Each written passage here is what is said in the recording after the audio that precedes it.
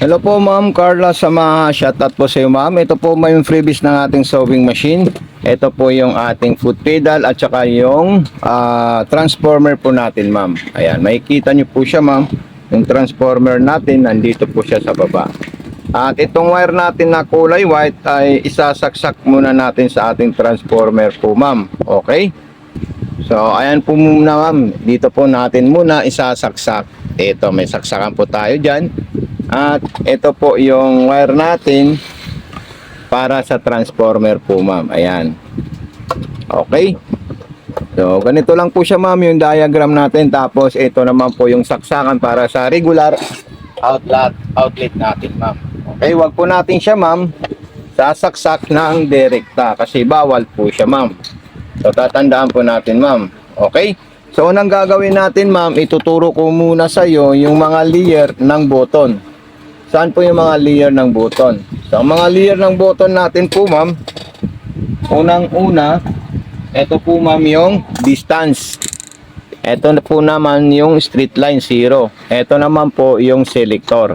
Once na gusto niyo po mag-straight line, so ilalagay nito sa number 2 at dito, 0 lang. Pag gusto niyo po mag-zigzag, ilalagay niyo po siya sa number 5, 1, 2, 3, 4, 5. Okay, para makuha mo yung mga stitches length natin, kailangan nasa number 5.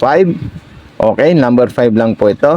At huwag nakutan nyo po kulay orange, so dito po tayo pupunta sa kulay orange sa number 5 at dito is number 1. Itong 2, 3, 4, and 5. Number 1 lang po dito. Yung kulay green naman po ma'am, tatanda natin, meron po siyang 0 to 4. So kailangan nasa 4 lang po siya. Yung kulay red, ayun po yung kulay red. So yung kulay red at saka kulay orange magkasama po sila dito ma'am.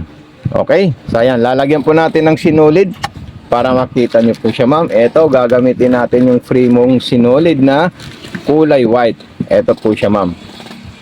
So ayan po siya ma'am, nilagay ko na po siya ma'am. Ganyan lang po siya, itataas natin ito. Isasabit natin dito ma'am dahil may butas po dito na dalawang maliliit. So kahit saan doon pwede po natin ipasok yung sinulid natin ma'am. Carla Sama. So ayan po siya ma'am, pinasok ko po sa kailangan maipit po dito ma'am kasi dito po tayo nagko-control ng tahi sa ilalim pag siya ay nagbubuhol or nagtutuhog. Ito kasi yung tinatawag na tension para mas pulido at saka mas maganda po yung magiging tahi ng ating unit sa ilalim. So ayan, dediretso ko na po dito at dito rin. Tapos papasok na natin sa butas ng karayom. Okay po ma'am.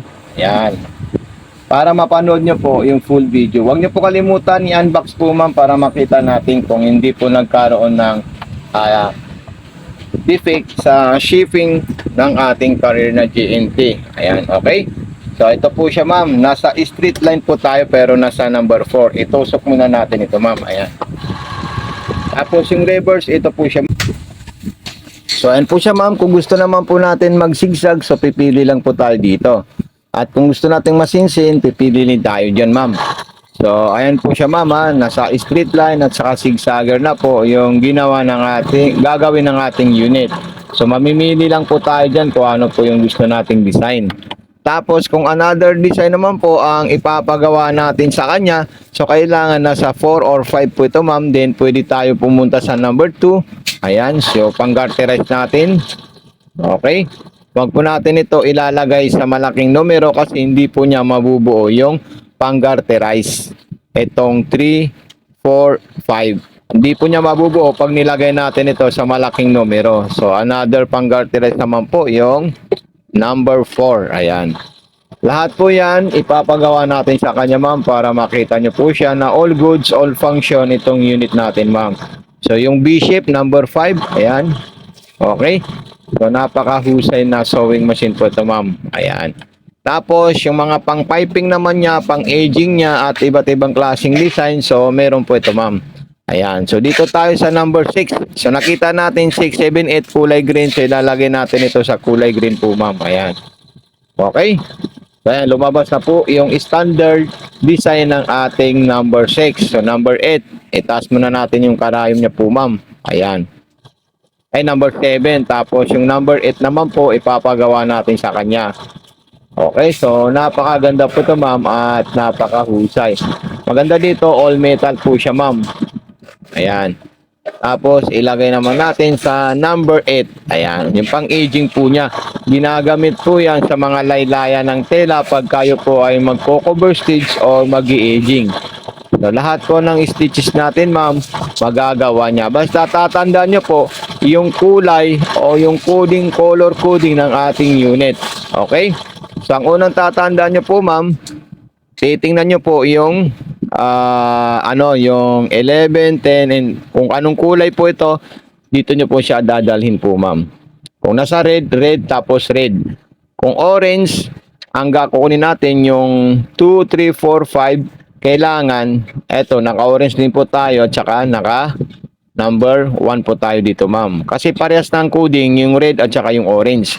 Yung green, iba rin po siya, ma'am. Katulad nito, nasa number 1, tapos gusto nating kunin, ha.